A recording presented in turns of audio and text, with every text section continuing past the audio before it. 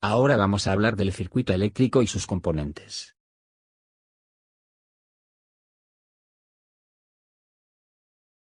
Un circuito es un sistema por el que circula corriente eléctrica.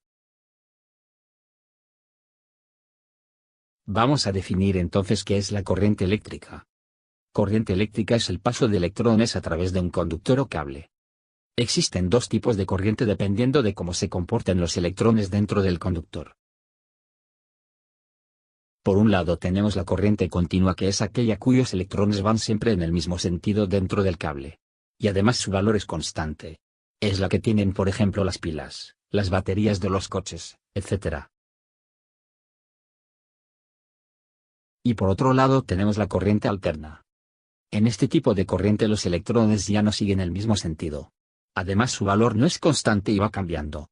Es la corriente que nos llega a casa desde la compañía eléctrica y la producen en unas grandes máquinas llamadas alternadores. Un circuito eléctrico consta de 5 elementos. Si no tenemos los 3 primeros, ningún circuito puede funcionar. Los otros 2 tipos de elementos nos ayudan en el control y la seguridad de cada circuito. Los elementos generadores son los elementos que le dan la energía al circuito, para que se muevan los electrones.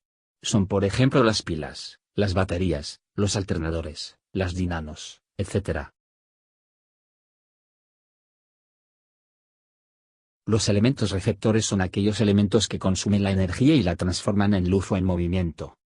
Son por ejemplo las bombillas, los motores de los electrodomésticos, etc. Los elementos conductores son los elementos encargados de transportar la energía. Normalmente son los cables.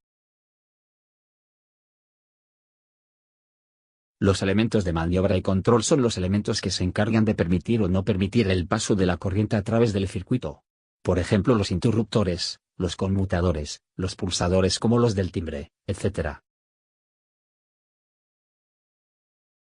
Los elementos de protección son los encargados de proteger el circuito de sobrecargas. Por ejemplo los fusibles.